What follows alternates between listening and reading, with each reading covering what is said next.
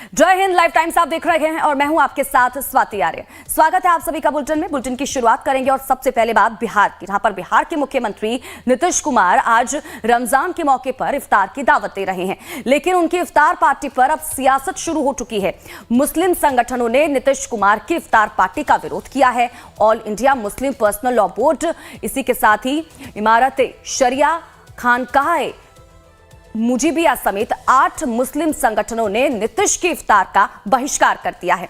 मुख्यमंत्री को भेजे गए एक पत्र में कहा गया है कि वक्फ संशोधन विधेयक अगर कानून बनता है तो आप और आपकी पार्टी जेडीयू जिम्मेदार होगी, और इसी के विरोध में इफ्तार पार्टी में शामिल होने से इनकार किया गया।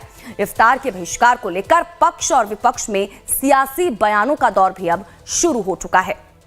तो ये दो तस्वीरें आपको दिखा रहे हैं नीतीश कुमार की इफ्तार पार्टी का बहिष्कार। आपको बता दें कि कई मुस्लिम जो संगठन है वो करते हुए नजर आ रहे हैं। उनका कहना है कि जो जेडीयू है वो लगातार वक्फ संशोधन विधेयक का समर्थन करती हुई नजर आ रही है, और यही वजह है कि वो इस इफ्तार पार्टी का बहिष्कार करते हैं। तो देखिए, सीएम नीतीश की इफ्तार का बहिष्कार कर दिया गया है। अब इसको लेकर जो सीएम नीतीश कुमार की इफ्तार पार्टी है उसको लेकर अब सियासत भी बिहार में देखने को मिल रही है। तो देखिए, नीतीश कुमार की इफ्तार पार्टी के बहिष्कार को लेकर सियासत का दौर भी शुरू हो चुका है। आरजेडी ने कहा कि वक्फ संशोधन विधेयक को लेकर जेडीयू बीजेपी का समर्थन कर रही है, फिर क्यों ना मुस्लिम संगठन इफ्तार का विरोध करे। तो वहीं दूसरी तरफ बीजेपी की तरफ से बयान आया कि मुस्लिम संगठनों का कोई वजूद नहीं है। सजायाफ्ता कैदी के यहां इफ्तार करने जाएंगे, लेकिन ईमानदार कर्मठ सीएम के यहां पर इफ्तार में इनको समस्या हो रही है। मुस्लिमों को फतवा जारी करने वाले मुस्लिम संगठन कौन होते हैं? तो भारतीय जनता पार्टी के एजेंडे के साथ जनता दल यू, लोजपा रामविलास और टीडीपी खड़ी है। उसके कारण वक्फ अमेंडमेंट एक्ट में भारत सरकार अपना जो प्रस्ताव लेकर के आई है वो मुस्लिम धार्मिक स्वतंत्रता और मुसलमानों के जो मजहबी रिवायत है उसके खिलाफ नजर आ रही है। इसलिए सभी संगठनों ने, चाहे all India Muslim personal law board हो, चाहे हमारा शरिया हो या अन्य संगठन हो, फैसला लिया है कि जहां जहां दावत इफ्तार चाहे नीतीश जी के द्वारा दिया जाए, चिराग पासवान के द्वारा दिया जाए या चंद्रबाबू नायडू के द्वारा दिया जाए, इसमें शामिल नहीं होंगे मुस्लिम संगठन, और मुसलमानों से भी इन दावत इफ्तार में जाने से मना किया है, क्योंकि ये लोग दोहरी राजनीति करते हैं, दोहरी सोच के साथ खड़े हैं और भारत के संविधान और संवैधानिक व्यवस्था के खिलाफ जो धार्मिक स्वतंत्रता मिली हुई है, जो धार्मिक आजादी मिली हुई है, उसको केंद्र सरकार कहीं ना कहीं ध्वस्त करना चाहती है। इसीलिए सभी मुस्लिम संगठनों ने फैसला लिया है कि इन लोगों के दावत इफ्तार में या ईद मिलन समारोह में मुस्लिम संगठन और मुसलमान शामिल नहीं होंगे। वैसे वो कौन होते हैं मुसलमानों को फतवा जारी करने वाले कि आप किसके यहाँ दावत इफ्तार में जाइएगा और किसके यहाँ नहीं जाइएगा? ये इस देश का मुसलमान सोचेगा, उसका ये व्यक्तिगत फैसला होगा कि वो किस नेता के इफ्तार में जाएगा और किस नेता के इफ्तार में नहीं जाएगा। कहते हैं कि इफ्तार का जो आयोजन होता है वो भ्रष्टाचारी लालू प्रसाद यादव जो सजा याफ्ता है उनके यहाँ वो इफ्तार करने के लिए जाएंगे, क्योंकि वो वहां भ्रष्टाचार के पैसे का इफ्तार करेंगे, उसमें जाने में उनको कोई जो है तकलीफ नहीं है। लेकिन अगर कोई नेता जो साफ छवि का है, ईमानदार है, वो अगर आयोजन कर रहा है तो ये उसका विरोध कर रहे हैं। मुझे लगता है मुस्लिम पर्सनल लॉ बोर्ड और जितने मुस्लिम संगठन हैं इनकी ये अपने अंतिम दौर में है, और वक्फ अमेंडमेंट बिल जिस दिन पारित हो जाएगा, जिस दिन कानून बन जाएगा, उस दिन जितने भी मुस्लिम संगठन हैं ये सारे के सारे इस देश से इनकी अहमियत पूरी तरह से समाप्त हो जाए।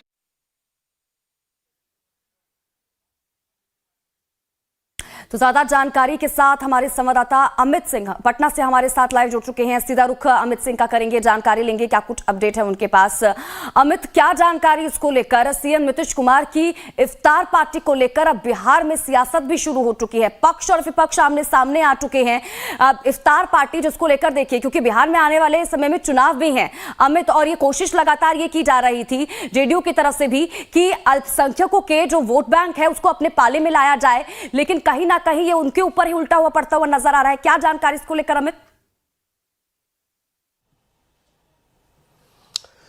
बिल्कुल स्वाति, काफ़ी अहम हो जाता है क्योंकि मुख्यमंत्री नीतीश कुमार की इफ्तार पार्टी है और इस इफ्तार पार्टी से अगर मुस्लिम संगठनों ने दूरी बनाई है तो हम बात करने के लिए हमारे साथ इमारत सरिया हम पहुंचे हुए हैं और चूंकि जो लेटर जो दिखाई पड़ रहा है उस लेटर का जो जिक्र है इफ्तार पार्टी का, तो हमारे साथ साहब है। ये बताइए सर कि जो इफ्तार पार्टी के बारे में जो मुख्यमंत्री नीतीश कुमार की इफ्तार पार्टी से आप लोगों ने दूरी बनाने का एक लेटर जारी किया है, उसमें कितनी सच्चाई और क्या वजह क्या बता रहा है?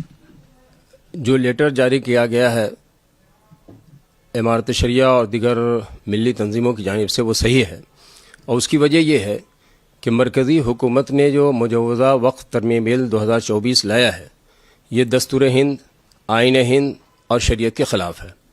इस बिल की वजह से औक़ाफ़ की जायदादों में खुर्द बुर्द होगा, औक़ाफ़ की जायदादों पर नाजायज़ कब्ज़े की राह हमवार होगी। इस बिल की वजह से गंगा जमनी तहज़ीब ख़त्म होगी। इस बिल की वजह से हिंदुस्तान की सालमियत ख़तरे में पड़ सकती है, और चूँकि इस बिल की हिमायत मोहतरम वज़ीर आला नीतीश कुमार की पार्टी ने किया है, इसलिए हम लोगों ने बहुत ही मजबूरी में ये फ़ैसला किया कि उनके दावत इफ्तार में हमें शिरकत नहीं करनी चाहिए। हम वज़ीर आला नीतीश कुमार से मायूस भी नहीं हैं।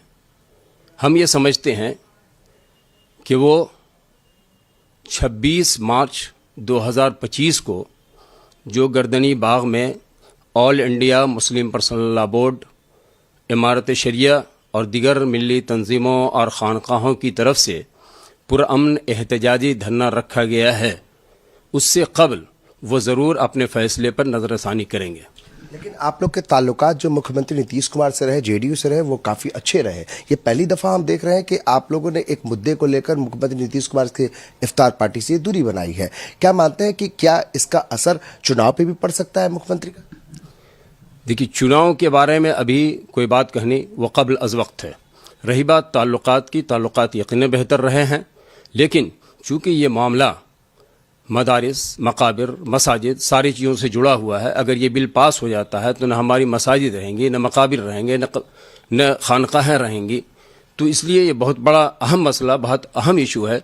इसलिए हम वज़ीर आला नीतीश कुमार से ये मुतालबा करते हैं कि वो हिमायत न करें और मुसलमानों का और अक़लियती तबक़े का बातचीत से इसका सुलह हो सकता है। इसके बाद आप इफ्तार पार्टी में आप लोग शामिल हो जाए, नीतीश कुमार से कोई बातचीत हो?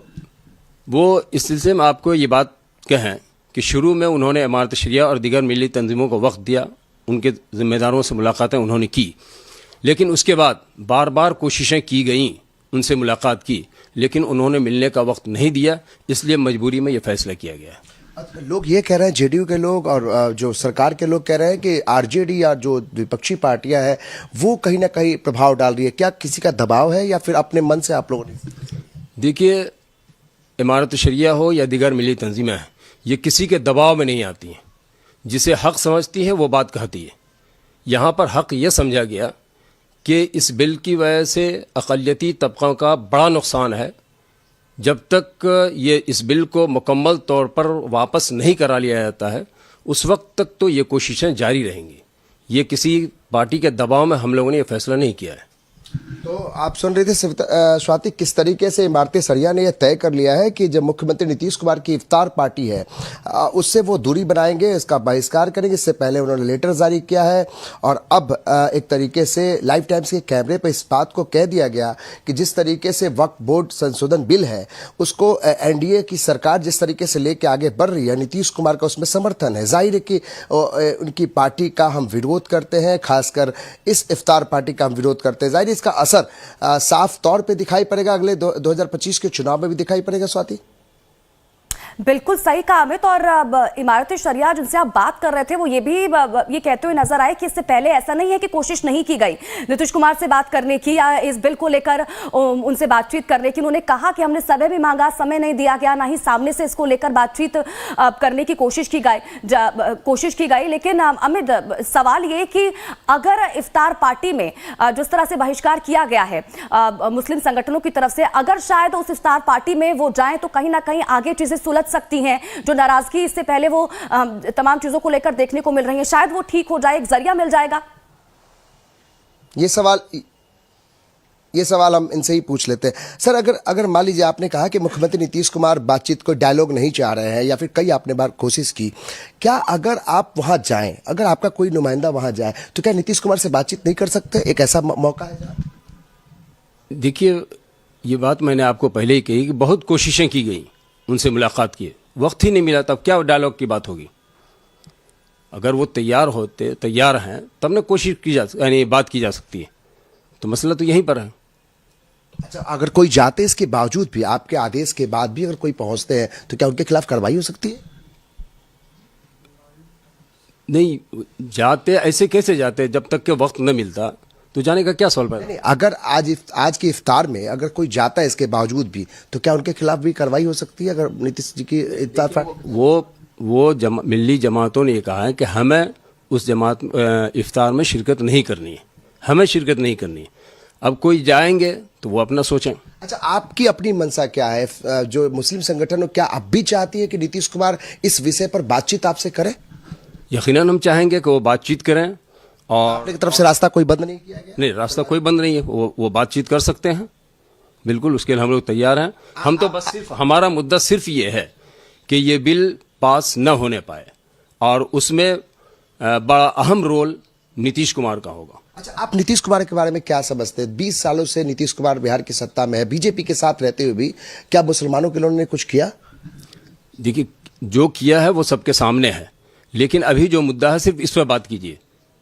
वो मुद्दा सिर्फ ये है कि वक्फ तरमीमी बिल किसी भी सूरत में मुसलमान और अक़ली तबका इसको बर्दाश्त करने को तैयार नहीं है। वो बिल वापस लें, उसकी हिमायत वापस लें, कोई मसला नहीं है। कोई मसला नहीं, यानी मुख्यमंत्री नीतीश कुमार से कोई भी डायलॉग बंद नहीं करना चाहते हैं। सारे दरवाजे खोल रखे हैं सारे मुस्लिम संगठनों ने।